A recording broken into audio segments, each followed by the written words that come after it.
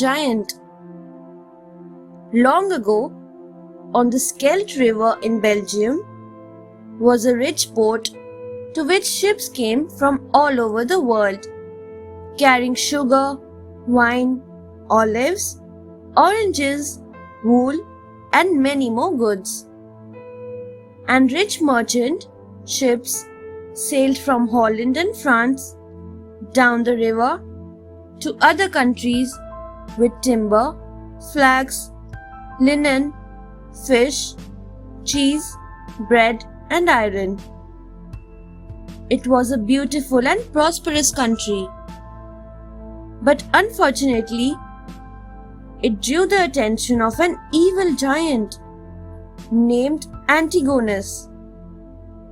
He stopped and robbed the ships.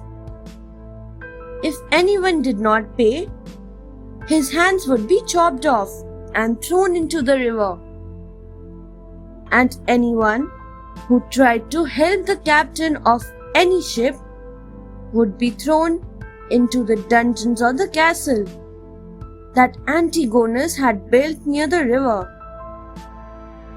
The people began to dread the giant when they saw him chopping off hands and throwing them into the river and locking people into dungeons. The trade reduced and prosperity decreased. Brabo plans an attack.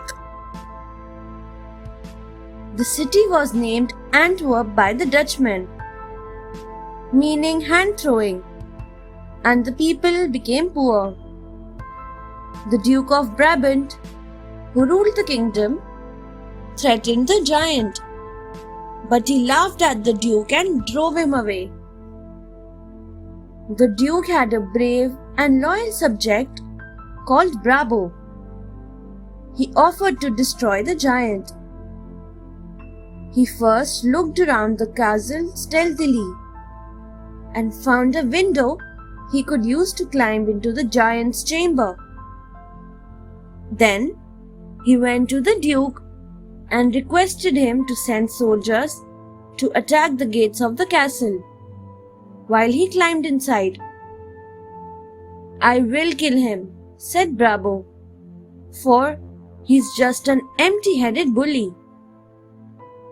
The Duke sent 1,000 soldiers on a moonless night with Brabo.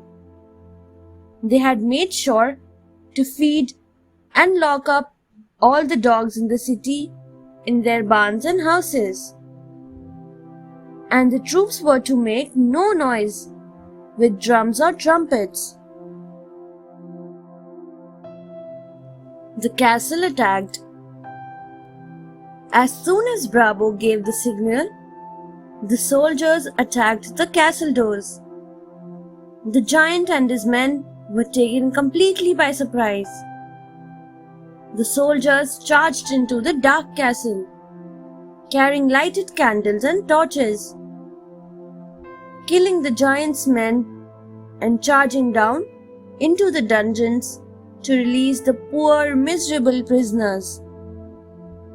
Many of the prisoners were so weak that they had to be carried out. They let loose their own dogs from inside the barns where they had been kept. Brabo climbed in through the window into the chamber of Antigonus. The startled giant swung his club, but Brabo was prepared, and he cut off the giant's head and threw it out. The dogs fell on it and carried away his head. Brabo then cut off the giant's huge hands and threw them into the river. Suddenly, the whole city was lit up with candles in every window, for everyone was waiting to welcome Brabo. A celebration. There was a great celebration in the city as maidens carrying flags and flowers came to sing and greet Brabo. one of the city elders suggested that they should change the name of Antwerp as no more hands would be thrown into the river. But the Duke said, "No, let it remain Antwerp, for An-T-Werp means at the wharf.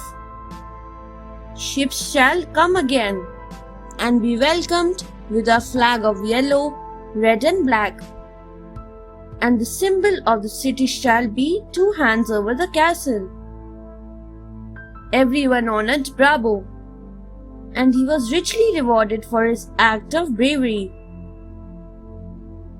In his honor, a great bronze statue was built in the city square, in which Antigonus was shown lying without his head and hands, the castle behind him, and above all was Brabo the Brave, holding one of the giant's hands.